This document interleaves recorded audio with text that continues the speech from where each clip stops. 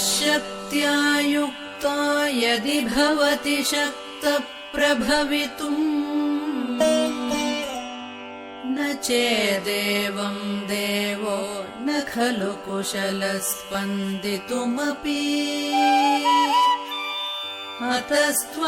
अतस्त्वामाराध्यां हरिहरविरिञ्चादिभिरपि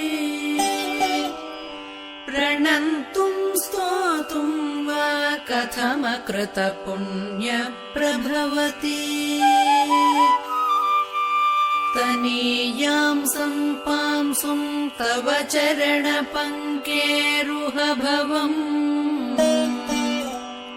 विरिञ्चिः सञ्चिन्वन् विरचयति लोकानविकलम्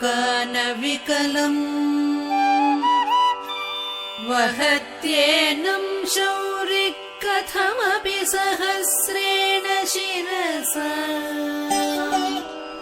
हरः संक्षुद्यैनं भजति भसितोद्धूलनविधिम्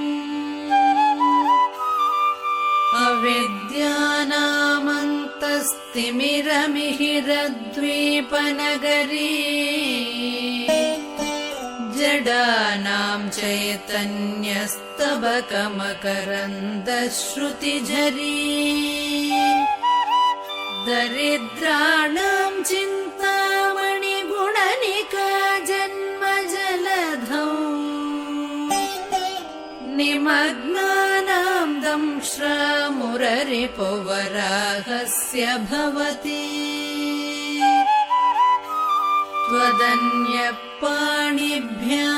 त्वदन्यपाणिभ्यामभयवरदो दैवतगणः त्वमेका नैवासि प्रकटितवराभीत्यभिनय भयात्रातुं दातुं फलमपि च वाञ्छासमधिकम्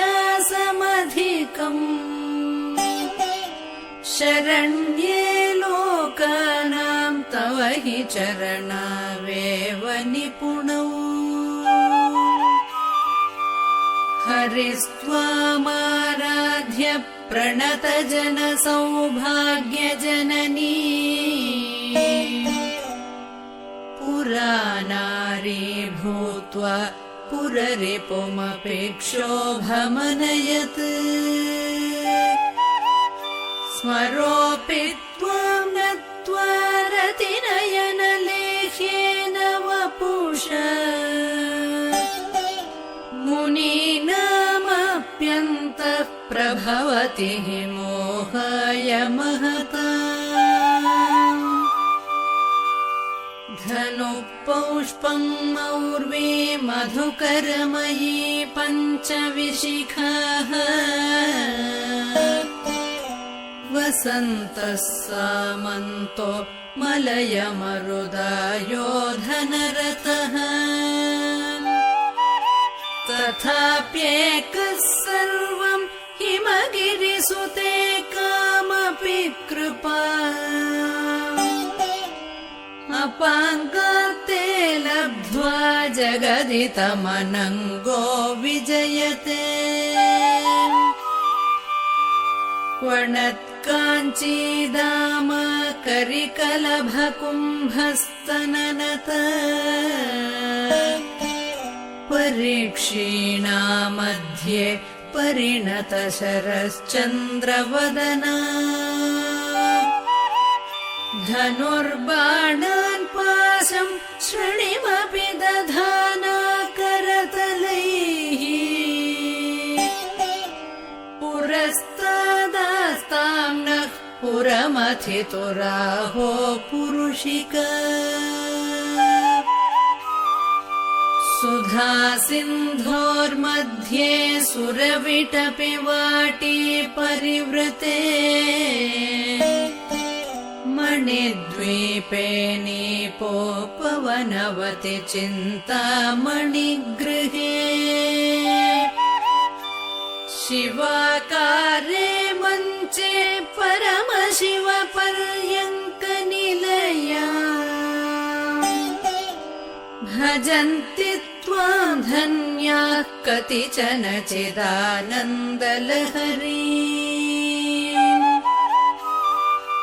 महीं मूलाधारे कमपि मणिपूरे हुतवहम् स्थितं स्वाधिष्ठाने हृदि मरुतमाकाशमुपरि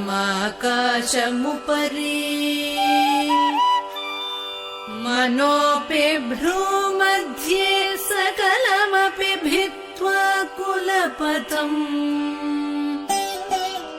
सहस्रारे पद्मे सहरहसि पत्या विहरसे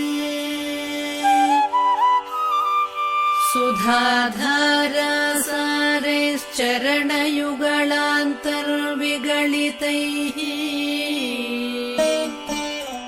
प्रपञ्चं सिञ्चन्ति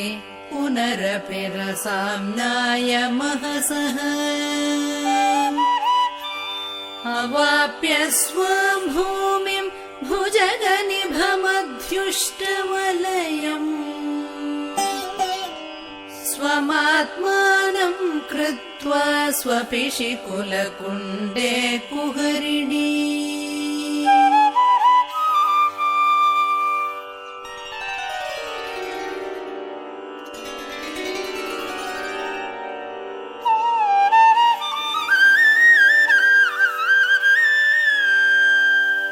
चतुर्भिः श्रीकण्ठैः शिवयुवतिभिः पञ्चभिरपि प्रभिन्नाभिः शम्भोर्नवभिरपि मूलप्रकृतिभिः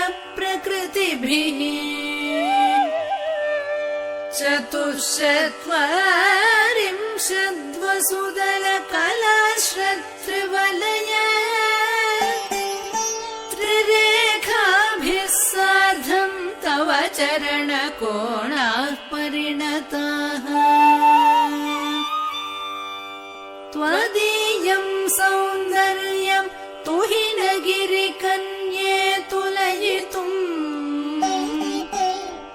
कवीन्द्राः कल्पन्ते कथमपि विरिञ्चि प्रभृतयः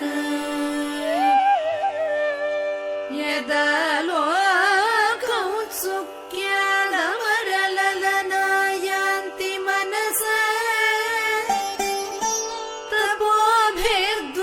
तपोभिर्दुष्प्रापामपि गिरिशसायोज्य पदवी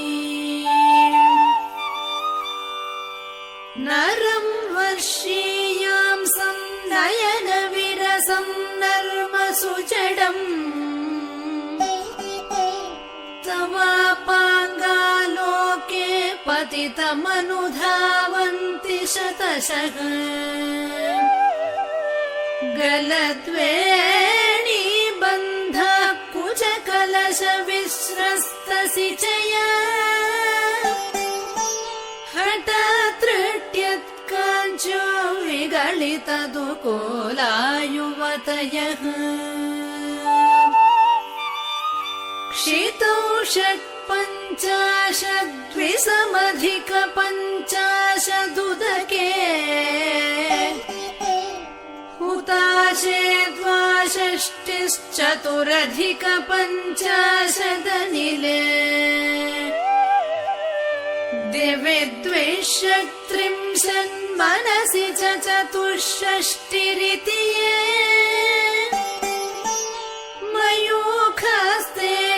मयूखस्तेषामप्युपरि तव पादाम्बुजयुगम् शरज्योत्स्ना शुद्धां शशियुतजटाजूटमकुटा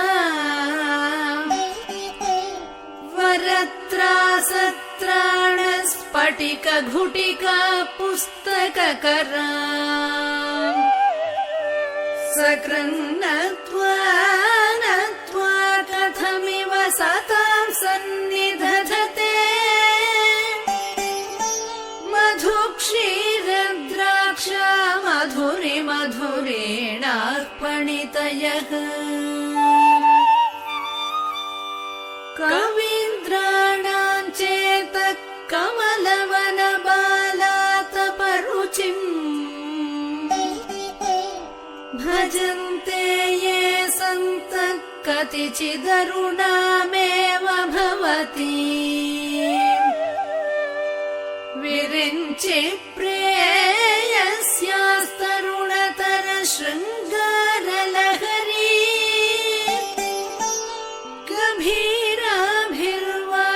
गभीराभिर्वाग्भिर्विदधति सतां रञ्जनममी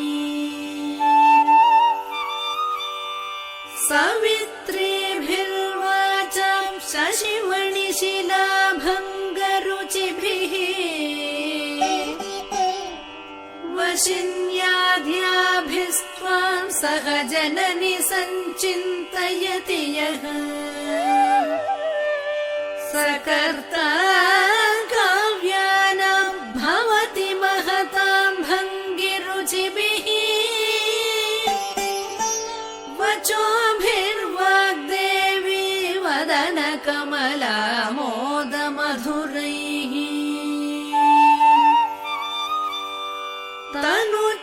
तनुच्छायाभिस्ते तरुणतरणि श्रीसरणिभिः दिवं सर्वामुर्वीमरुणिमनिमग्नां स्मरति यः भवन्त्यस्यत्रस्य वनहरिणशालीननयनाः सहोर्वश्यावश्य कति कति न गीर्वाणगणिकाः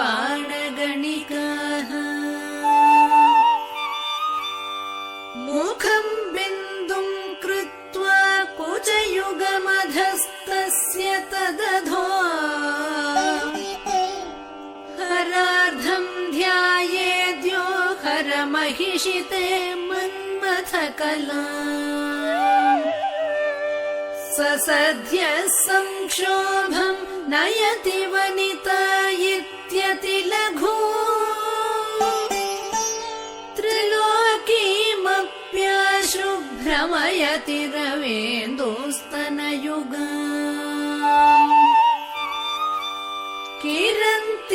किरन्तीमङ्गेभ्यः किरणनिकुरुम्बामृतरसम् हृदि त्वामाधत्ते हिमकरशिलामूर्तिमिव यः ससर्पाणां दर्पं शमयति शकुन्ताधिप इव ज्वरप्लुष्टान् दृष्ट्या सुखयति सुधाधारसिरया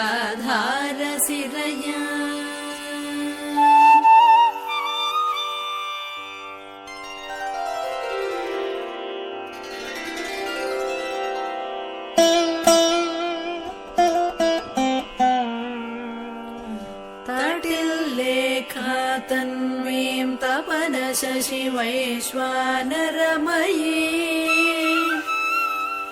निषण्णां षण्णामप्युपरि कमलानां तव कलाम् महापद्माटव्यां हृदितमलमायेन मनसा महान्तः पश्यन्तो दधति परमाह्लादलहरी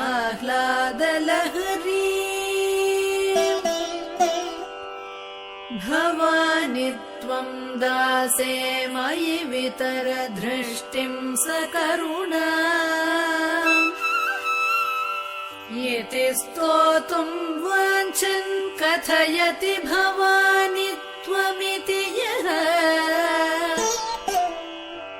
तदैव त्वं तस्मै दिशसि निजसायुज्य पदवी मुकुन्द ब्रह्मेन्द्र स्फुटमकुटनीराजितपदा त्वया हृत्वा वामं वपुरपरितृप्तेन मनसा शरीरार्धं शम्भोरपरमपि शङ्के हृतमभूत् यदेतत्त्वद्रूपं सकलमरुणाभं त्रिनयनम् कुचाभ्यामानम्रं कुटिलशशिचूडालमकुटम्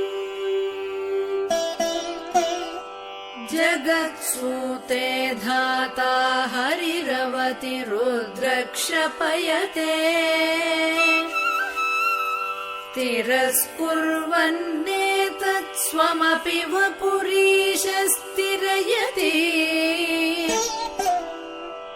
सदा पूर्वः सर्वं तदिदमनुगृह्णाति च शिवः तवाज्ञामालम्ब्य क्षणचलितयोर्भ्रूलतिकयोः त्रयाणां देवानां त्रिगुणजनितानां तव शिवे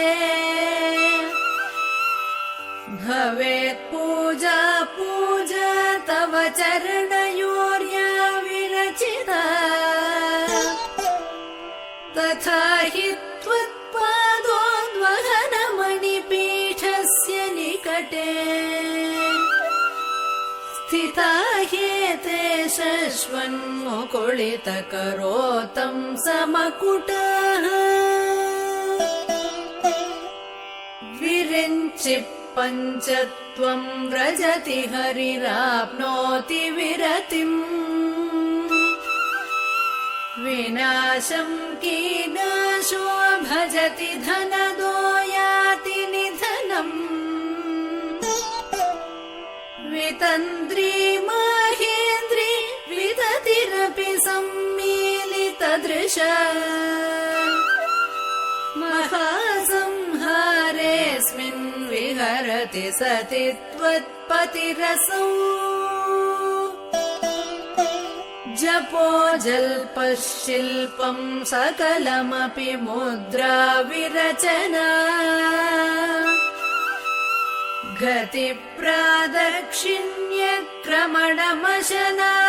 गतिप्रादक्षिण्यक्रमणमशनाद्याहुतिविधिः प्रणामः संवेशः सुखमखिलमात्मार्पणदृशा सपर्यापर्यायस्तव भवतु यन्मे विलसितम् सुधामप्यास्वाद्य प्रतिभय जरा मृत्युहरिणी विपद्यन्ते विश्वे विधिशतमखाद्यादिविशदः करालं यक्ष्वेलं कबलितवतः कालकलना न शम्भोस्तन्मूलं तव जननि ताटङ्कमहिमा किरीटं वैरिञ्चं परिहर पुरकैटभभिदः कठोरे कोटीरे स्खलसि जहि जम्भारिमकुटम् प्रणम्रेष्वेतेषु प्रसभमुपयातस्य भवनम् भवस्याभ्युत्थाने तव परिजनोतिर्विजयत्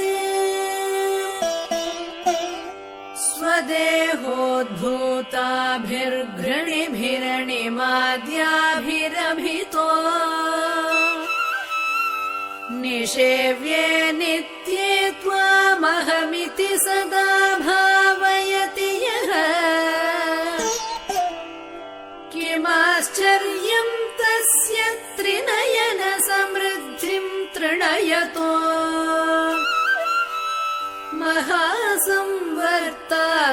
महासंवर्ताग्निर्विरचयति नीराजनविधिम्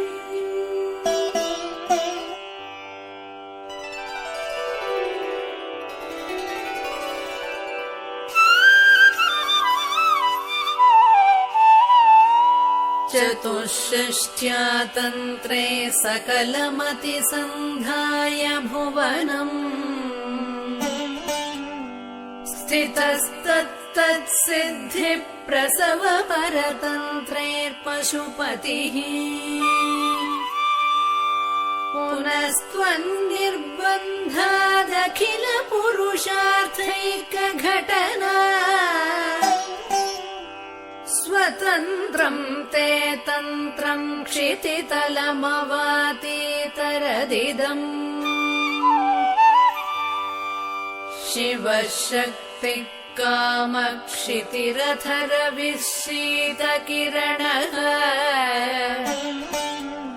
स्मरोऽहं शश्चक्रस्तदनु च परामारहरयः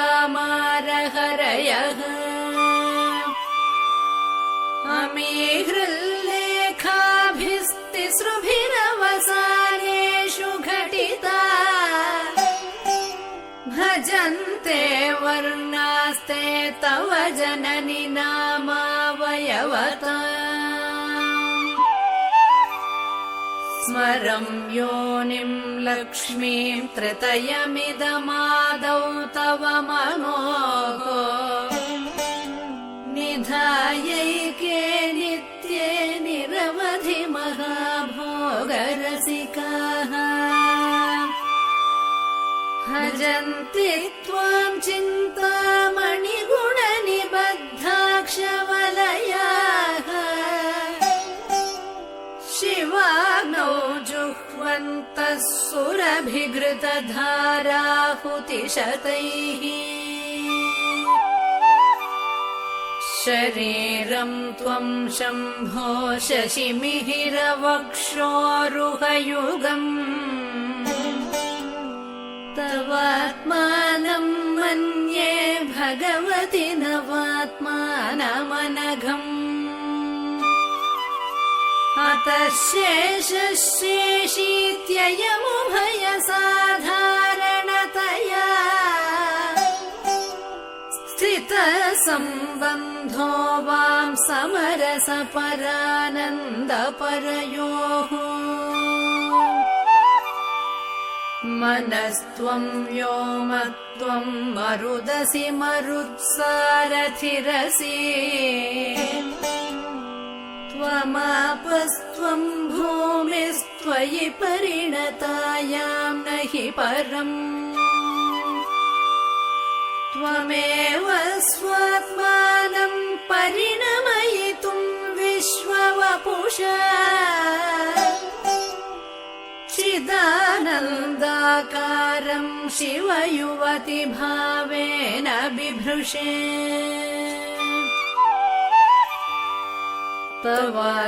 तवाज्ञाचक्रस्थं तपनशशिकोटिद्युतिधरम् परं शम्भुं वन्दे परिमिलितपार्श्वं परचिता यमाराध्यन् भक्त्या रविशशिशुचीनामविषये निरालोके लोके निवसति हि भालोकभुवने विशुद्धौ ते शुद्धस्फटिकविशदं व्योमजनकम् शिवं सेवे देवीमपि शिवसमानव्यवसिता ययोकान्त्या यान्त्या शशिकिरणसारूप्य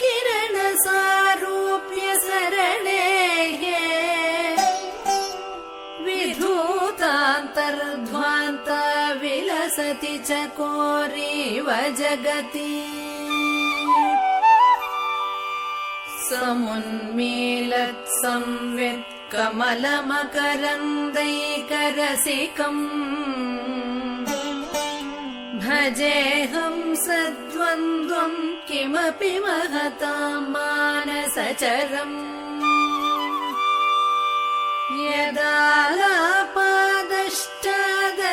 यदालापादष्टादशगुणितविद्या परिणतिः यदा दत्ते दोषाद्गुणमखिलमभ्यपयैव तव स्वाधिष्ठाने हुतवहमधिष्ठाय निरतम् तमीडे संवर्तम् जननि महतीम् ताम् च समया यदा लोके लोकान् दहति महति क्रोधकलिते दयाद्राया धृष्टिः शिशिरमुपचारम्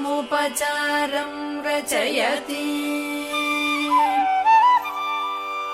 तटित्वन्तम् शक्त्या तिमिरपरिपन्थिः स्फुरणया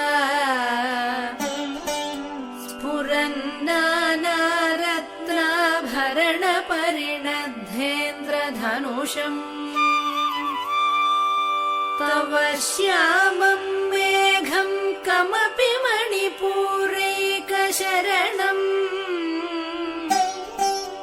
निषेवे वर्षन्तम् हरमिहिरतप्तम् त्रिभुवनम्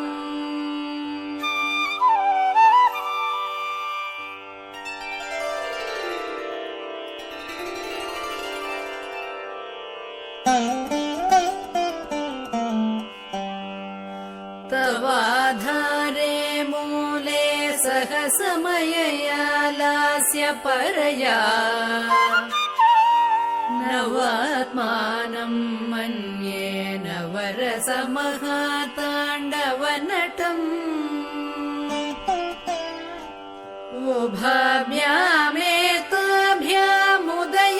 उभाभ्यामेताभ्यामुदयविधिमुद्दिश्य दयया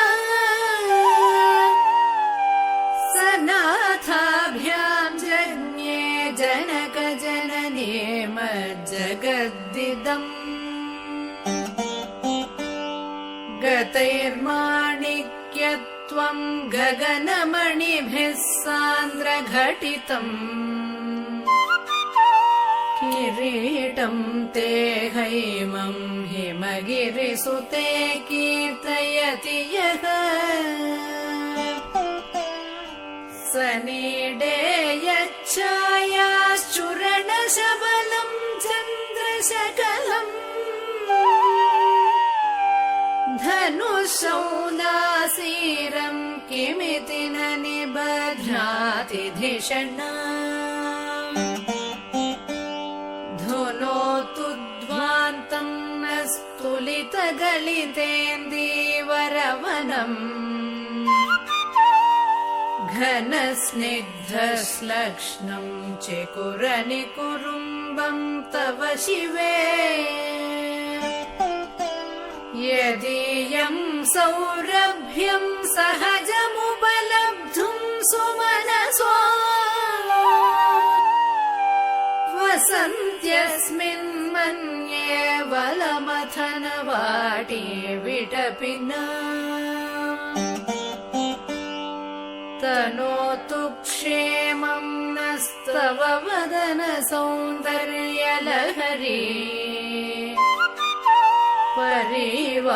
परिवाहस्रोतः सरणिरिव सीमन्तसरणिः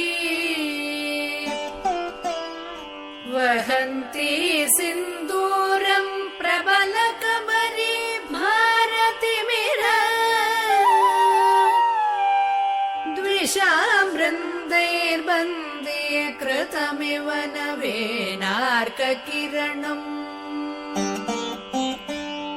अरालैः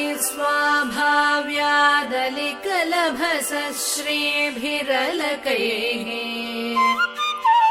परीतम् ते वक्त्रम् परिहसति पङ्केरुहरुचिम् दरस्मेरे यस्मिन् दशनरुचि किञ्जल्करुचिरे सुगन्धौ माद्यन्ति स्मरदहन चक्षुर्मधुलिहः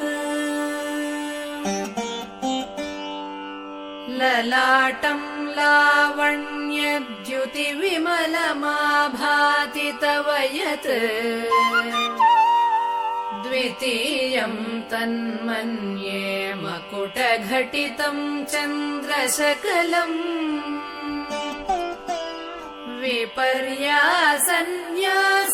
विपर्यासन्न्यासादुभयमपि सम्भूय च मिथः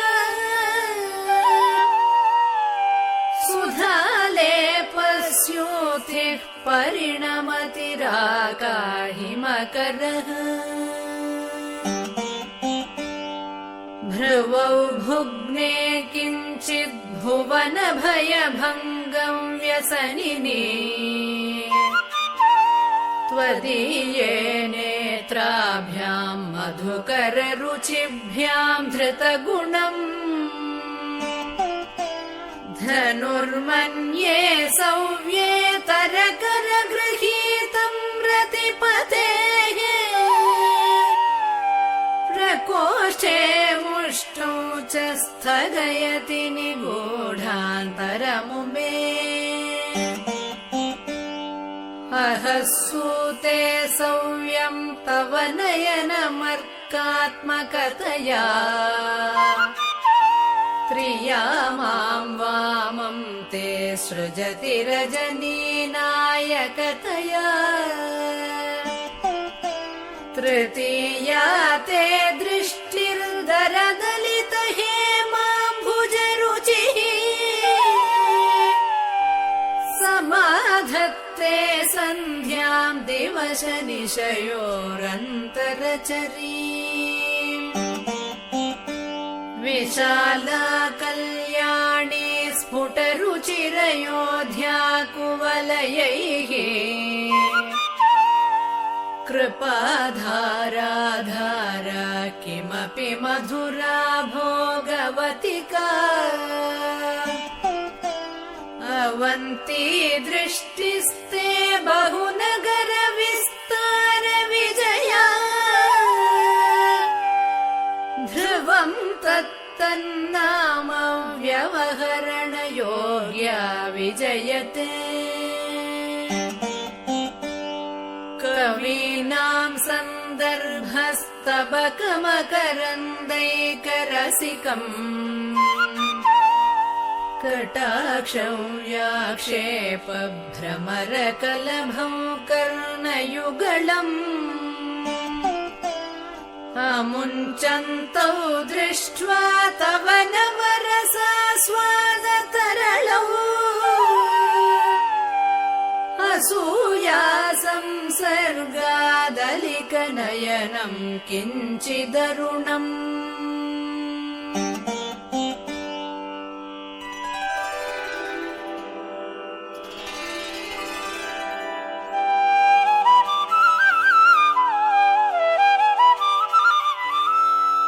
शिवे शृङ्गारार्द्रा तदितरजने कुत्सनपरा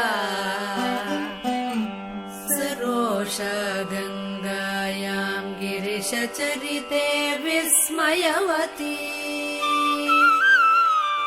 हराहिभ्यो भीता सरसिरुह सौभाग्यजननी सखीषु स्मेराते मयि जननि दृष्टे सकरुणा गते करुणाभ्यर्नं गरुत इव पक्ष्माणि दधति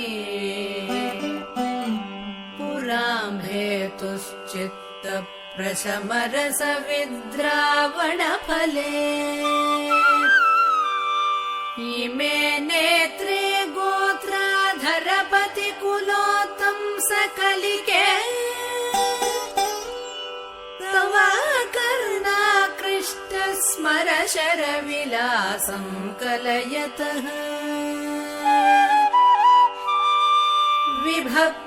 विभक्तत्रैवर्ण्यं व्यतिकरितलीलाञ्जनतया विभाति त्वन्नेत्रत्रतयमिदमीशानदयिते पुनः स्रष्टुं देवान् द्रुहिण हरिरुद्रानुपरतान् रजसत्वं बिभ्रत्तमयिति तां त्रयमिव पवित्रीकर्तुं नः पशुपतिपराधीन हृदये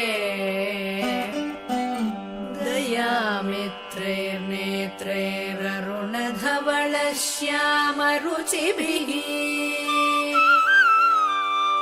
न दर्शोणो गङ्गातपनतनयेति ध्रुवममुम् त्रयाणां तीर्थानामुपनयसि संभेदमनघम्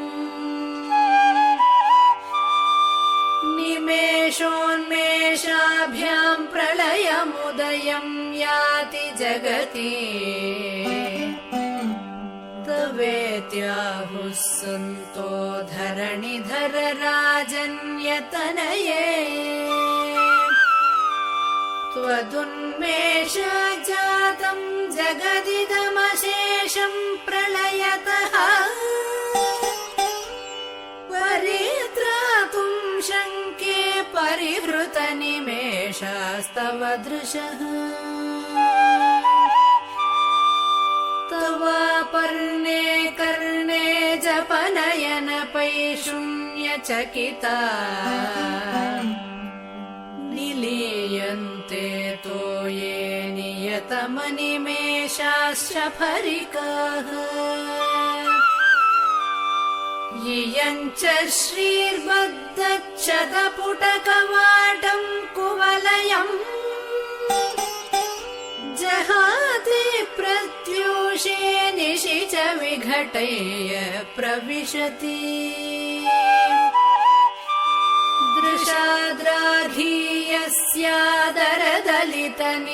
दृशाद्राघीयस्यादरदलितनीलोत्पलरुचा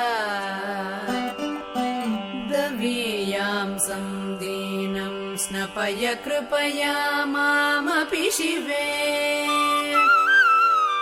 अनेनायं धन्यो भवति न च ते हानिर्यता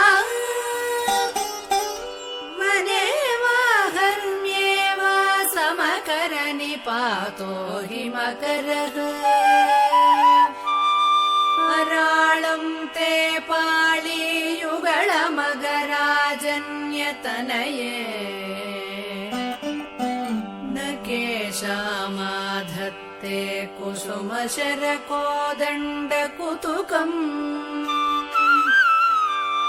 शिरश्चीनो यत्र श्रवणपथमुल्लङ्घ्य विलसन् अपाङ्गव्यासङ्गो दिशति शरसन्धानधिषणा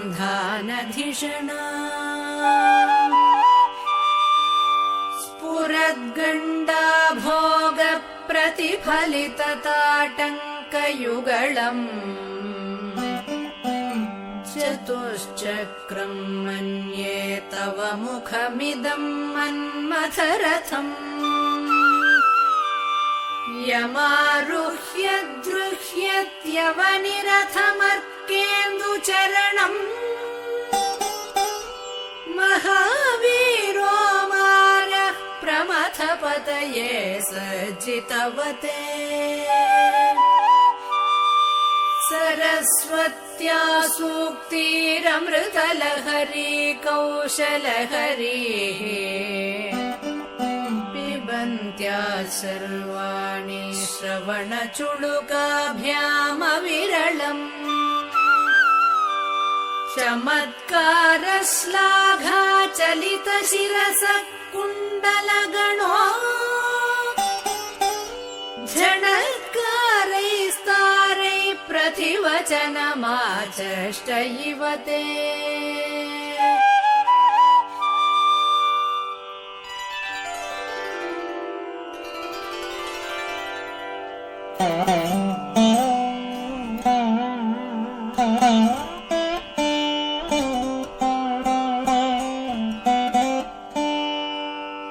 असौ नासावंशस्थु हिनगिरिवंशध्वजपटी त्वदीयो नेदीयः फलतु फलमस्माकमुचितम् वहत्यन्तर्मुक्त शिशिरकरनिश्वासगलितम् समृद्ध्यायता सम्भरिरपि समुक्ता मणिधरः प्रकृत्या रक्तायास्तव सुदति दन्तच्छदरुचेः प्रवक्ष्ये सादृश्यं जनयतु फलं विद्रुमलता न बिम्बं तद्बिम्ब प्रतिफलनरागदरुणितम् तुलामध्यारूढं कथमिव विलज्जेत कलया स्मितज्योत्स्नाजालं तव वदनचन्द्रस्य पिबता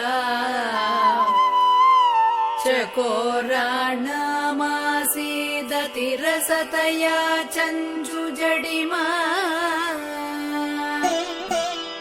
अतस्ते शीतांशोरमृतलहरीमाम्लरुचयः पिबन्ते स्वच्छन्दं निशि निशि भृशं काञ्जिकधिया अविश्रान्तं पत्युर्गुणगणकथाम्रेडन जपा पुष्पच्छाया तव जननि जिह्वा जयति सा यदग्रासीनाया स्फटिकधृषदच्छविमयी सरस्वत्या मूर्ति परिणमति माणिक्यवपुषा रणे जित्वा दैत्यानपहृतशिरस्त्रैः कवचिभिः निवृत्तैश्चण्डां शत्रुपुरहर निर्माल्य विमुखैः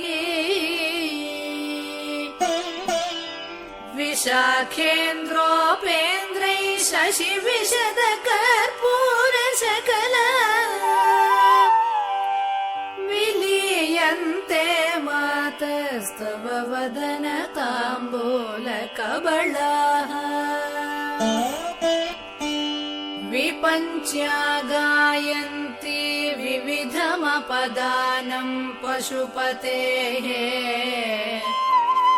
त्वयारब्धे वक्तुं चलितशिरसा साधुवचने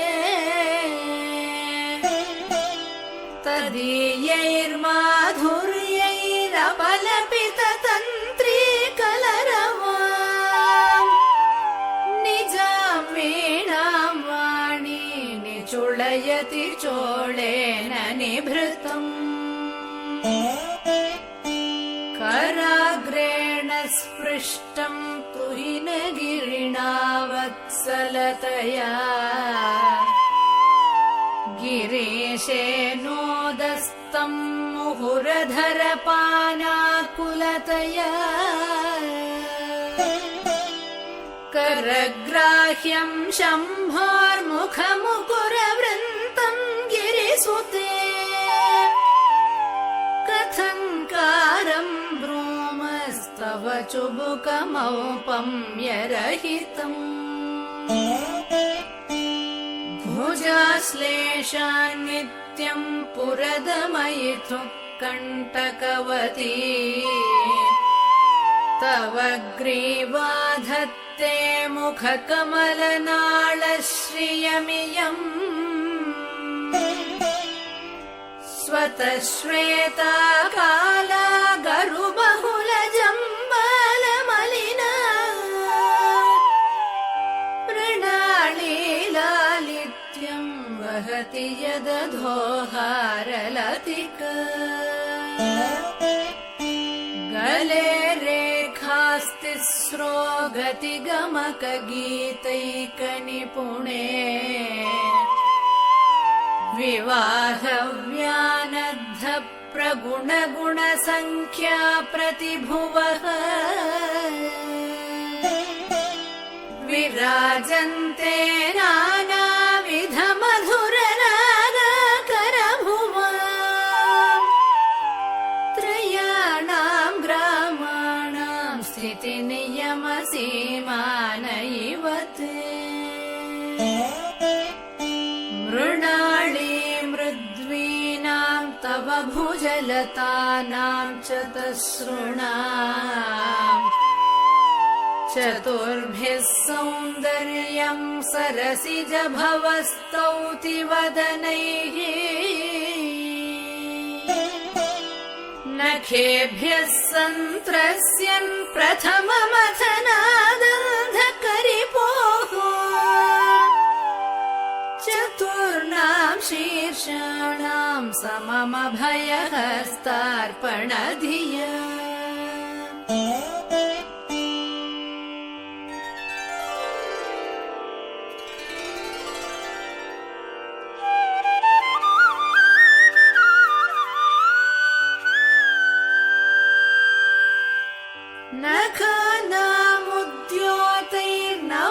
नखानामुद्योतैर्नवनलिनरागं विहसता कराणां ते कान्तिं कथय कथयामः कथमु मे कयाचिद्वा साम्यं भजतु कलया हन्तकमलम् यदि क्रीडल्लक्ष्मी चरणतललाक्षारसचणम् समं देवी स्कन्दद्विपमदनपीतं स्तनयुगम् तवेदं नः खेदं हरतु सततं प्रस्नुतमुखम् यदा लोक्याशङ्काकुलितहृदयोः सजनकः स्वकुम्भौ हेरम्बः परिवृशति हस्तेन झटिति अमूते वक्षोजावमृतरसमाणिक्यकुतुपौ न सन्देहस्पन्दो नगपतिपताके मनसि नः पिबन्तौ तौ यस्मादविदितवधूसङ्गरसिकौ कुमारावद्यापि द्विरदवदनक्रौञ्जदळनौ वहत्यम्बस्तं मेरमदनुजकुम्भप्रकृतिभिः समारब्धां मुक्ता मणिभिरमलां हारलतिका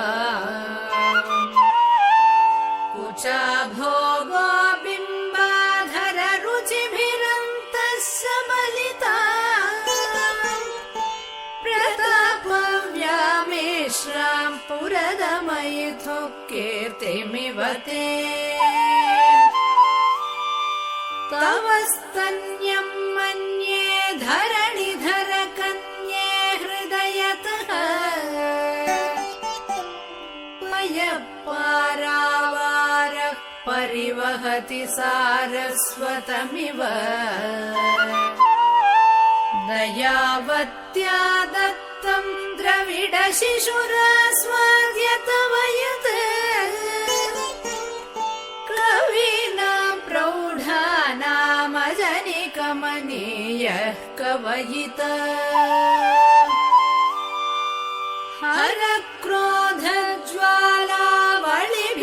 हरक्रोधज्वालावलिभिरवलीढेन वपुषा गभीरे तेनाभिसरसि कृतसङ्गो मनसि जह समुत्तस्थौ तस्मादचलतनये धूमलतिका जनस्तां जानीते तव जननि रोमावळि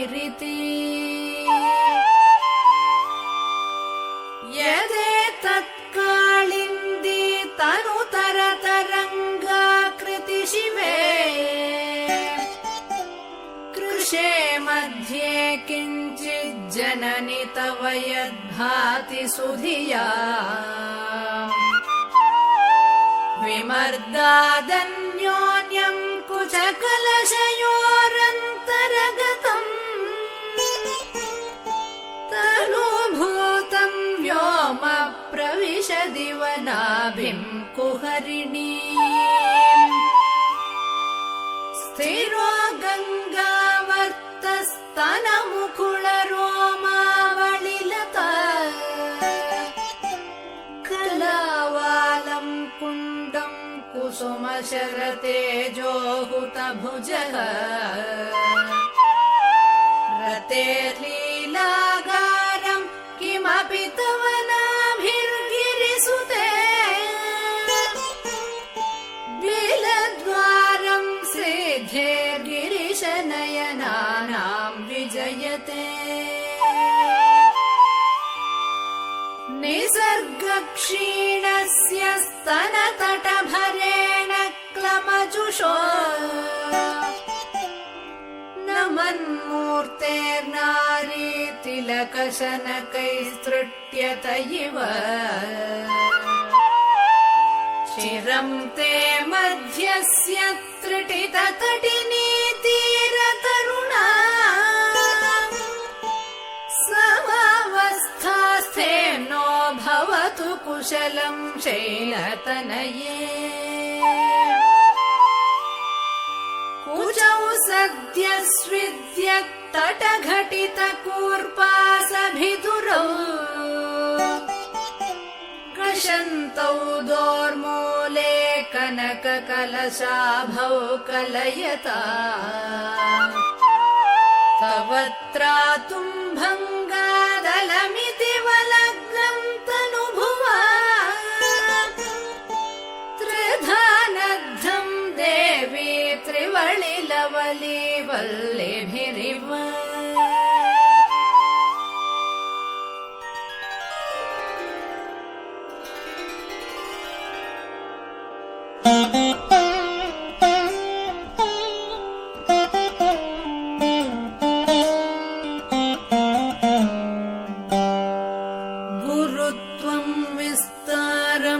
क्षितिधरपतिः पार्वती निजात् नितम्बादाच्छिद्य त्वयि हरणरूपेण निदधे हतस्ते विस्तीर्णो गुरुरयमशेषा वसुमती नितम्ब प्राग्भारस्थगयति लघुत्वम् नयति च करीन्द्राणाम् शृङ्गान् कनककदली काण्डपटली उभाभ्यामूरुभ्याम् उभयमपि निर्जित्य भवति सुवृत्ताभ्याम् पत्युः प्रणति कठिनाभ्याम् गिरिसुते विधिज्ञे जानुभ्याम् विबुधकरिकुम्भद्वयमसि पराजेतुम् रुद्रम् द्विगुणशरगर्भौ गिरिसुते निषङ्गौ जङ्घेते विषमविशिखो बाढमकृत यदग्रे दृश्यन्ते दशशरफलापादयुगली दखाग्रच्छद्मानः सुरमकुटशणैकनिशितः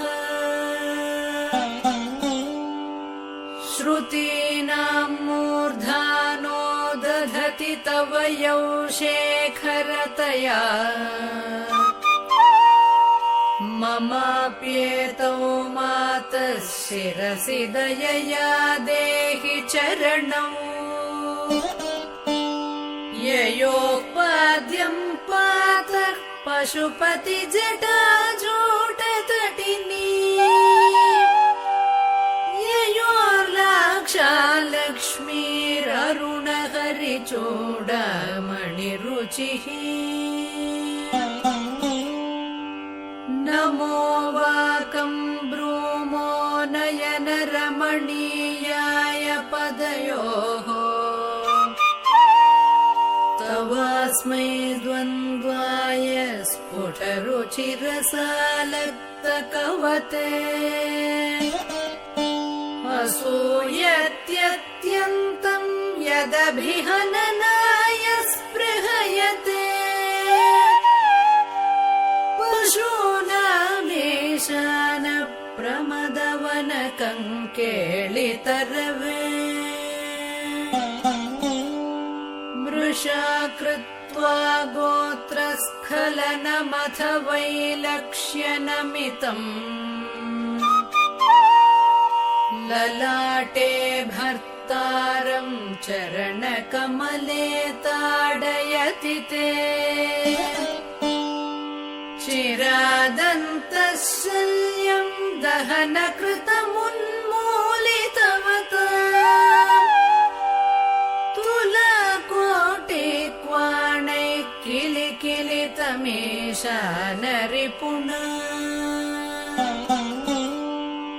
हिमानी हन्तव्यं हिमगिरिनिवासैकचतुरौ निशायां निद्राणां निशिचरमभागे च विशदौ वरं लक्ष्मीपात्रं श्रियमतिसृजन्तौ समयिना सरोजं त्वत्पादौ जननि जयतश्चेत्रमिह किम् पदं ते कीर्तीनां प्रपदमपदं देवि विपदा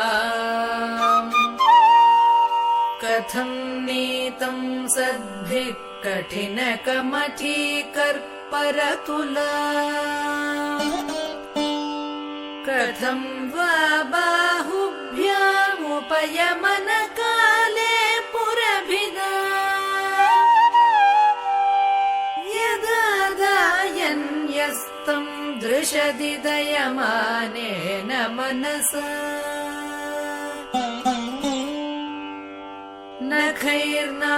नखैर्नाकस्त्रीणां करकमलसङ्कोचशशिभिः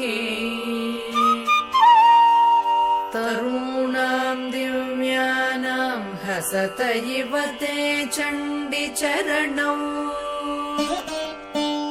फलानि स्वस्थेभ्यः किसलयकराग्रेण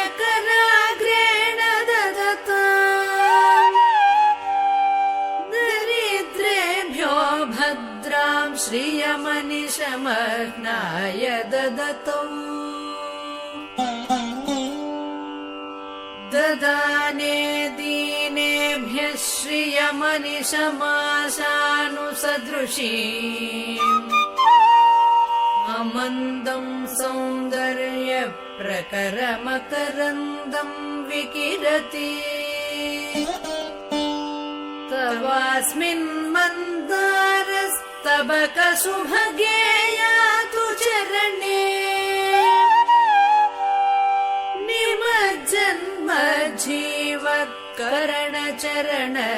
निमज्जन्मज्जीवकरणचरणशरणता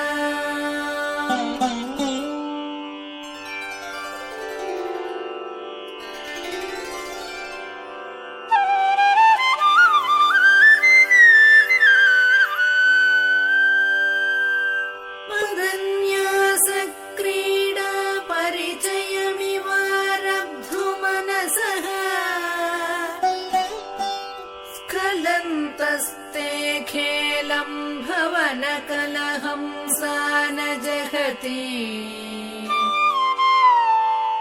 अतस्तेषां शिक्षां सुभगमणिमञ्जीररणितः चलादचक्षुषं चरणकमलं च चारुचरिते गतास्ते मञ्चत्वं द्रुहिण हरिरुद्रेश्वर भृतः शिवस्वच्छाया घटित कपट प्रच्छदपटः त्वदीयानां भासां प्रतिफलनरागारुणतया शरीरे शृङ्गारो रसैव दृशां दोग्धिकुतुकम् अराळाकेशेषु प्रकृति सरला मन्दहसिते शिरीशाभाचित्ते दृशदुपलशोभाकुचतटे भृशं तन्वी मध्ये पृथुरुरसिजारोहविषये जगत्रातुं शम्भोर्जयति करुणा काचिदरुणा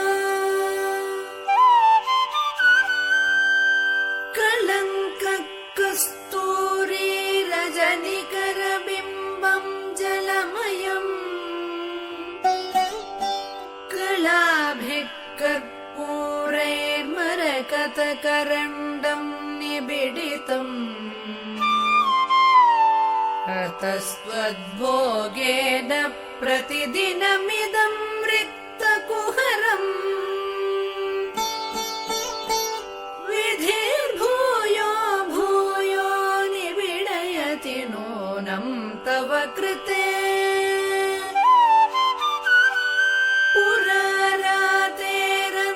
पुरारातेरन्तःपुरमसि ततस्त्वच्चरणयोः सपर्यामर्यादा तरलकरणानाम सुलभा तथा ह्येते नीतशतमखमुखा सिद्धिमतुला तव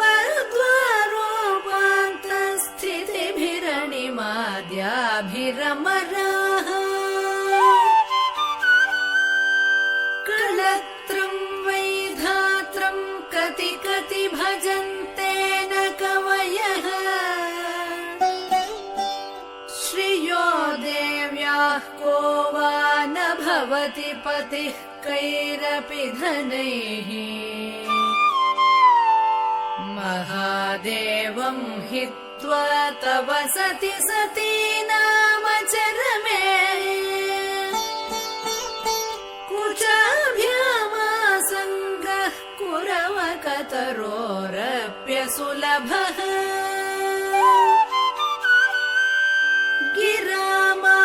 गिरामाहुर्देवीं द्रुहिण गृहिणीमागमविदो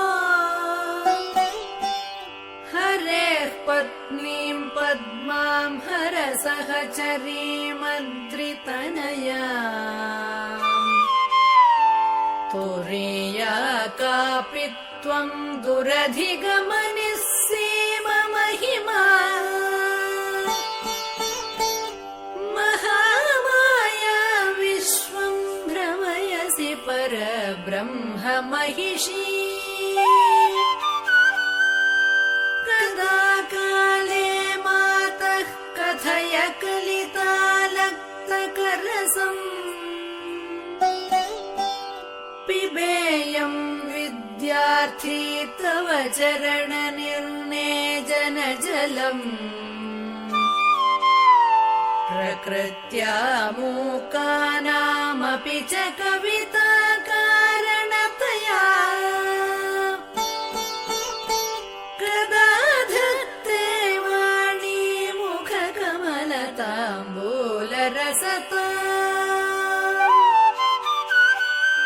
सरस्वत्या लक्ष्म्या विधिहरिसपत्नो विहरते रतेः पातिव्रत्यं शिथिलयति रम्येण वपुषा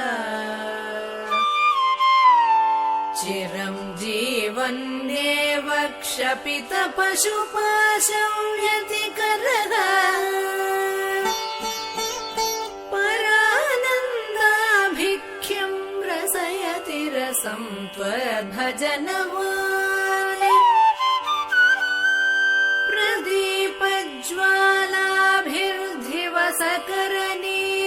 प्रदीपज्वालाभिर्धिवसकरनीराजनविधिः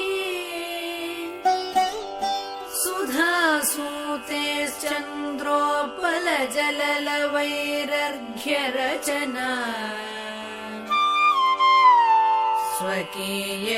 स्वकीयैरम्भोभिः सलिलनिधिसौहित्यकरणम्